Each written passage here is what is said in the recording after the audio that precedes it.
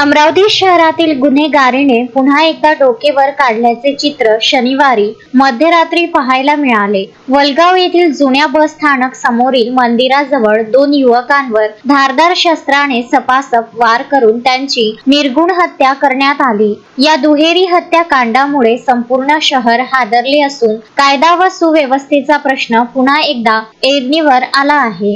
मृतांची ओळख संजोग उर्फ बेग्या जोशी वय 24 वर्ष राहणार वलगाव आणि ऋतिक बंडू पंडित वय 25 वर्ष राहणार महाजनपुरा अशी झाली आहे। 19 जुलैच्या रात्री सुमारे 11 वाजताच्या सुमारास वलगाव बस स्थानक परिसरात काही कारणावरून झालेल्या वादानंतर अज्ञात हल्लेखोरांनी दोघांवर धारदार शस्त्राने सपासप वार केले।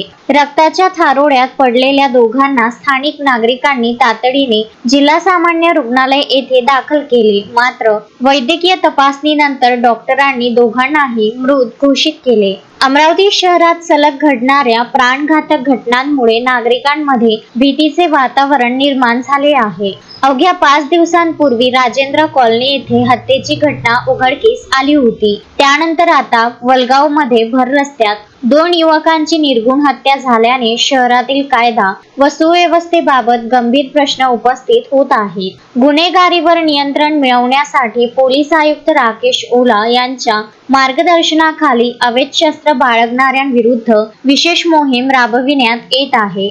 नुकतीच 2 गुन्हेगार टोळ्यांवर महाराष्ट्र संघटित गुन्हेगारी नियंत्रण कायदा अंतर्गत कारवाई करण्यात आली असून अनेक सराईत गुन्हेगारांना तडीपारही करण्यात आले आहे। मात्र या कारवायांनंतरही शहरात हत्या, प्राणघातक हल्ले आणि गंभीर स्वरूपाच्या गुन्ह्यांचे सत्र सुरूच असल्याने नागरिकांमध्ये चिंता वाढली आहे।